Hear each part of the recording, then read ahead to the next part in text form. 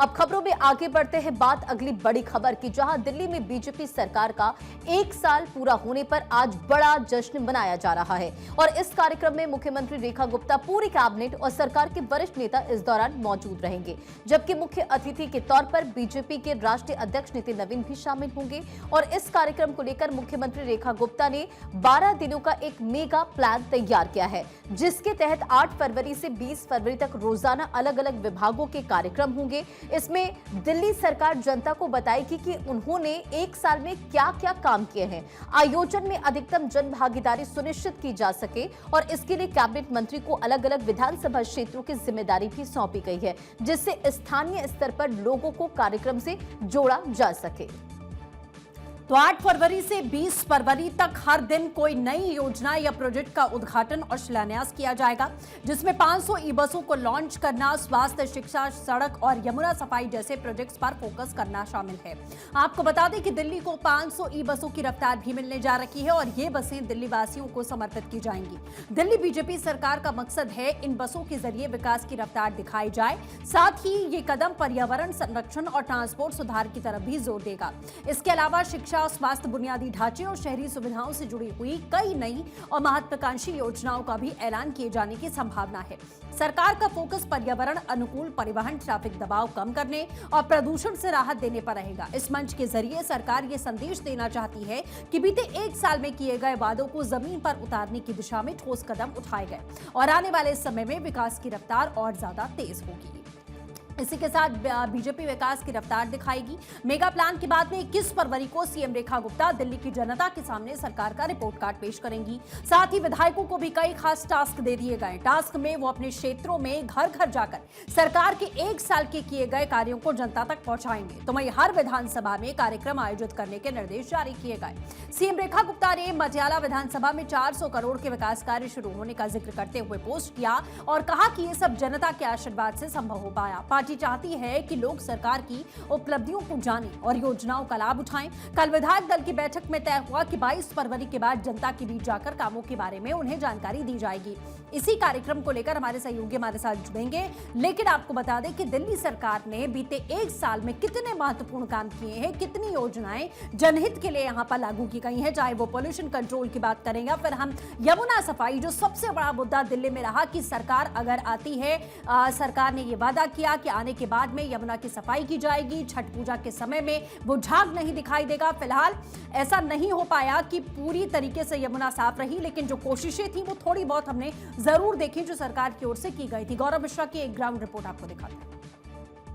Bharatiya Janata party यानी कि दिल्ली सरकार की अगर हम बात करें तो दिल्ली सरकार ने 1 साल का जो कार्यकाल है वो पूरा कर लिया और 1 साल के कार्यकाल के बाद फिर मैं मौजूद हूं दिल्ली के रामलीला मैदान में, जहां से शपथ ग्रहण के साथ तमाम वादे दिल्ली की जनता से किए गए थे और उसी रामलीला मैदान से उन वादों को पूरा करने का काम दिल्ली की मुख्यमंत्री रेखा गुप्ता की तरफ से किया जा रहा है। मेरे पीछे जो ये बसों की आप एक लंबी कतार देख रहे हैं, दरअसल 500 ये बसें हैं, पूरी तरीके से जो इलेक्ट्रॉनिक बसें हैं। दिल्ली को आज 500 बसों की सौगात मिलने जा रही है। इस पूरे कार्यक्रम में भारतीय जनता पार्टी के राष्ट्रीय अध्यक्ष नितिन नवीन भी मौजूद रहेंगे, दिल्ली की मुख्यमंत्री रेखा गुप्ता मौजूद रहेंगी। इसके अलावा दिल्ली सरकार के जो विधायक, कैबिनेट मंत्री, वो सभी इस कार्यक्रम में मौजूद रहेंगे। इन बसों की बात करें तो दिल्ली पानीपत के रूट पर इन बसों की जो शुरुआत है वो की जा रही है और कहीं ना कहीं अपने आप में एक ऐतिहासिक पहल 1 साल पूरे होने पर सरकार की तरफ से किया जा रहा है। अगर इन बसों की बात करें तो आप देखिए कि ये बसें बेहद कंफर्टेबल हैं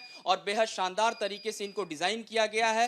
दिल्ली में बढ़ते प्रदूषण स्तर को ध्यान में रखते हुए पूरी तरीके से दिल्ली में इलेक्ट्रिक बसों को जो सरकार है वो उतारने का काम कर रही है। इन बसों की अगर हम बात करें तो आप देखिए कि यहां पर बैठने की जो व्यवस्था है वो कितनी कंफर्टेबल तरीके की सीटें जो है वो लगाई गई हैं। इसके अलावा इन बसों के फीचर्स की बात करें, ये SOS फंक्शन जो है वो यहाँ पे लगाया गया है। यदि आप इस बस में बैठ के सफर कर रहे हैं, कोई भी समस्या आती है तो सीधे इस बटन को दबाते ही दिल्ली पुलिस तक आपका जो कॉल होगा वो पहुंच जाएगा, यानी तय समय में दिल्ली पुलिस की तरफ से आपको मदद भी दी जाएगी। इसके अलावा हैंडल लगे हुए हैं, अगर आप खड़े होकर के सफर करते हैं उसके लिए ये सभी जो व्यवस्था इस बसों में की गई है।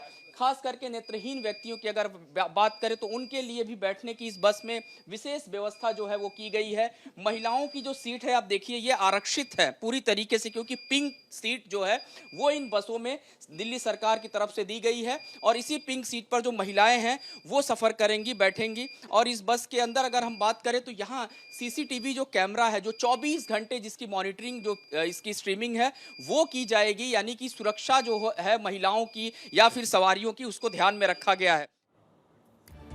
तो ग्राउंड से सीधे गौरव मिश्रा इस समय हमारे साथ में जुड़ चुके हैं। गौरव, आपकी रिपोर्ट भी हमने देखी है। ऐसी तमाम योजनाएं हैं जिसका उद्घाटन और शिलान्यास भी यहाँ लगातार किया जाएगा और एक टास्क भी सभी को दे दिया गया है कि जाइए जनता के बीच में और बताइए कि जनता ने जो वादे सरकार ने किए थे उसे किस हद तक पूरे किए गए हैं और क्या कुछ जानकारी आज के कार्यक्रम को लेकर। और बिल्कुल देखिए, अगर बात करें दिल्ली सरकार जो है 1 साल जो है उसने पूरे किए हैं और इस 1 साल के पूरे कार्यकाल में सरकार की जो प्रमुख उपलब्धियां रही हैं वो कैसे जनता के बीच में दिल्ली सरकार के जो मंत्री हैं या फिर जो विधायक हैं वो लेकर के जाएंगे, उनको बताने का काम करेंगे। लेकिन उसके ठीक पहले अगर हम बात करें, यानी कि कल से आप देखिए मटियाला विधानसभा में मुख्यमंत्री रेखा गुप्ता खुद पहुंची थी। 400 करोड़ की जो परियोजनाएं थी उसका उद्घाटन, शिलान्यास उन्होंने वहां पर किया। उसके बाद अगर आज मैं दिल्ली के रामलीला मैदान की बात करूं, इस वक्त मैं जहां मौजूद हूं, आपको तस्वीरें दिखाऊं, मेरे पीछे आप देखिए मंच जो है वो सजकर तैयार है। और इसी दिल्ली के रामलीला मैदान में 1 साल पहले आज के ठीक अगर हम कहें तो शपथ ग्रहण का जो कार्यक्रम हुआ था। 27 साल बाद भारतीय जनता पार्टी की दिल्ली में सरकार बनी थी, यानी कि एक लंबे समय के बाद भारतीय जनता पार्टी की सरकार दिल्ली में बनी और उसके बाद इसी मंच से जो है दिल्ली की जनता से कई जो वादे हैं वो किए गए थे और उन वादों को अब पूरा करने का जो काम है वो दिल्ली सरकार की तरफ से लगातार किया जा रहा है। खास करके अगर हम बात करें आज के कार्यक्रम की, तो अब से थोड़ी देर बाद दिल्ली की मुख्यमंत्री रेखा गुप्ता यहाँ पर पहुंचेंगी और उसके बाद से भारतीय जनता पार्टी के राष्ट्रीय अध्यक्ष नितिन नवीन भी यहाँ पर पहुंचेंगे और 500 बसें हैं जो, और ये बसें पूरी तरीके से इलेक्ट्रिक बसें हैं। 500 बसों को हरी झंडी दिखाकर यहाँ से रवाना किया जाएगा। सबसे बड़ी बात यह है कि इन बसों को सिर्फ दिल्ली तक ही सीमित नहीं किया गया, बल्कि ये पानीपत तक, इनको सोनीपत तक पूरी तरीके से इनको आगे चलाने का जो काम है वो किया जाएगा, ताकि ज़्यादा से ज़्यादा लोगों को इस परिवहन व्यवस्था का लाभ मिल सके।